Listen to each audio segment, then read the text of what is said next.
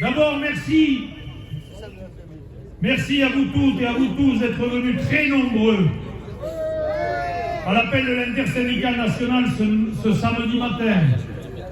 Nous sommes aujourd'hui plus de 10 000 dans les rues de Tarbes.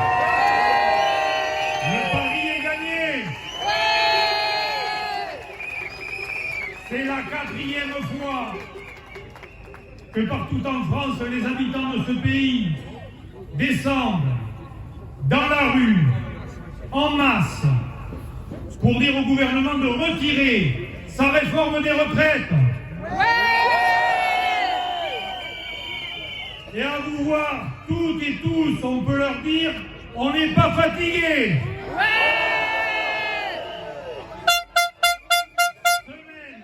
Semaine après semaine, depuis le 19 janvier, ce sont des millions d'entre nous, salariés, sans emploi, retraités, étudiants, qui se dressent pour dire non.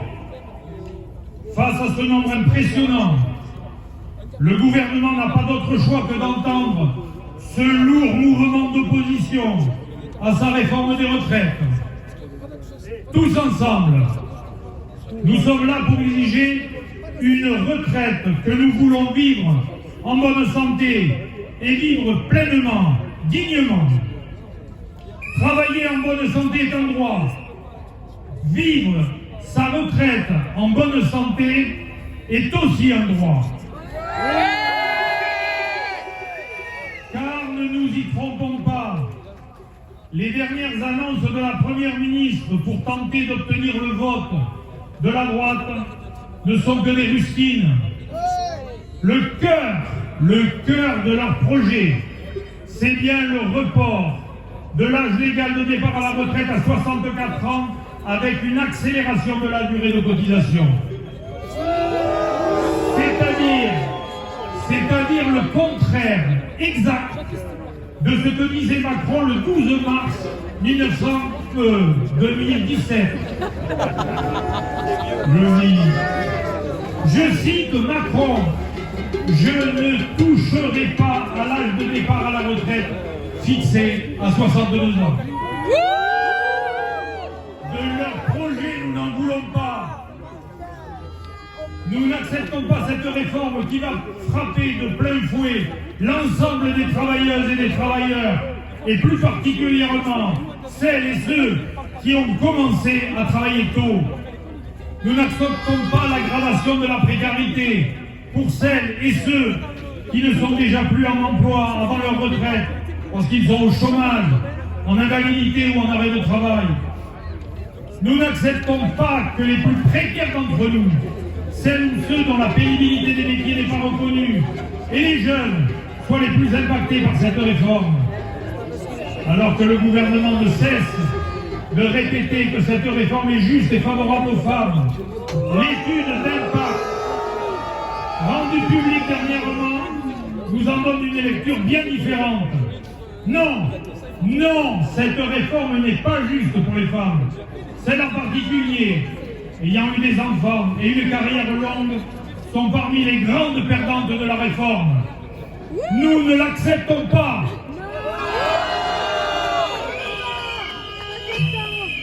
Ce projet de réforme veut peser volontairement sur les seules travailleuses et travailleurs sans mettre les employeurs face à leurs responsabilités, notamment sur l'emploi des seniors. La valse hésitation pour ajouter des contraintes au fameux index senior est scandaleuse. Comment peut-on nous faire croire à des améliorations sans contrainte?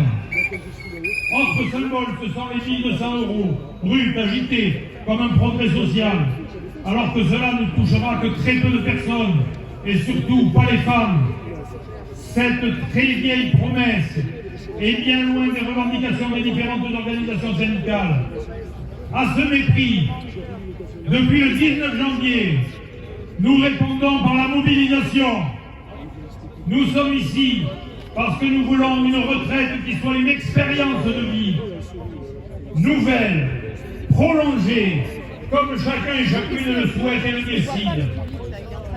Je m'en fous, je veux qu'ils voient ça. Cette réforme, c'est aussi pour dénoncer le fait que le système de retraite par répartition n'est pas en danger. Rien ne justifie une réforme aussi brutale.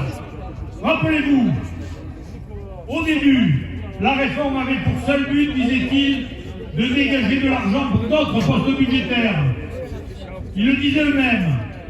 Devant le tollé, ils ont inventé le mythe du sauvetage du système. C'est une dramatisation qui patine dans le vide et que plus personne ne croit.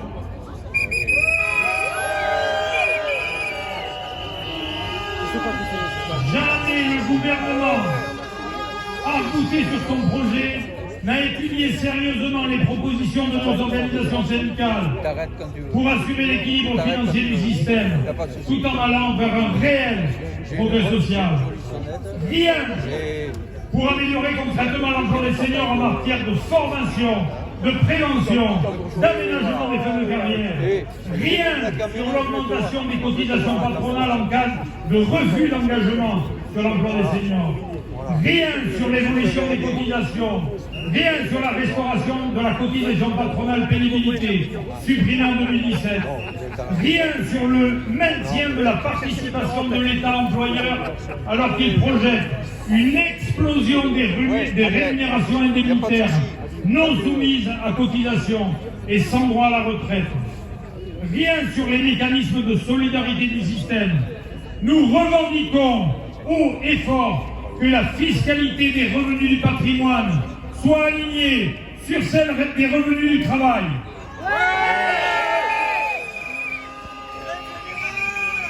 Notre réponse est intersyndicale, interprofessionnelle. Elle concerne le monde du travail dans son ensemble. La retraite, c'est un enjeu de société pour toutes les générations, y compris et surtout pour les plus jeunes. Trop souvent, on entend « je n'aurai pas de retraite ».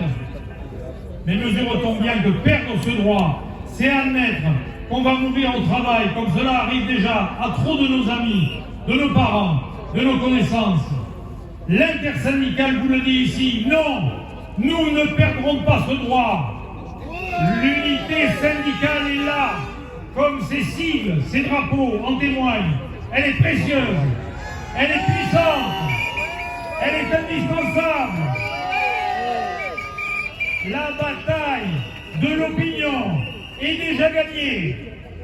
Plus le gouvernement explique sa réforme, plus le nombre de Français en opposition augmente.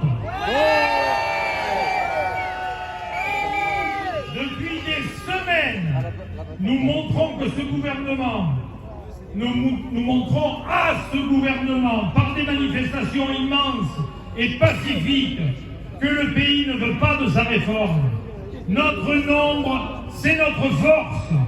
Ce gouvernement doit comprendre que la démocratie, c'est aussi écouter le peuple, ce peuple qui s'exprime en masse et pacifiquement depuis des semaines.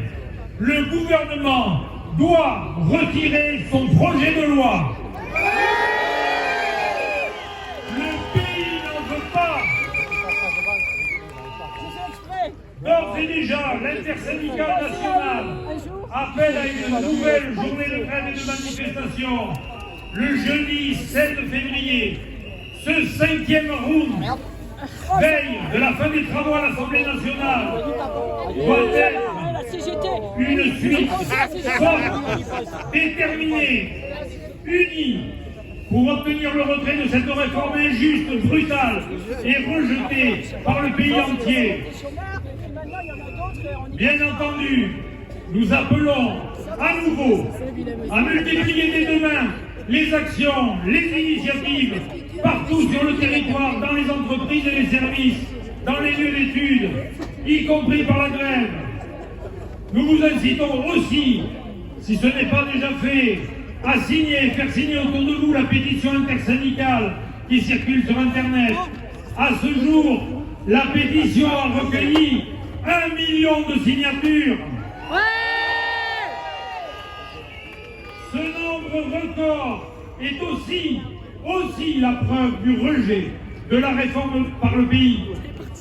Nous pouvons gagner. Nous allons gagner.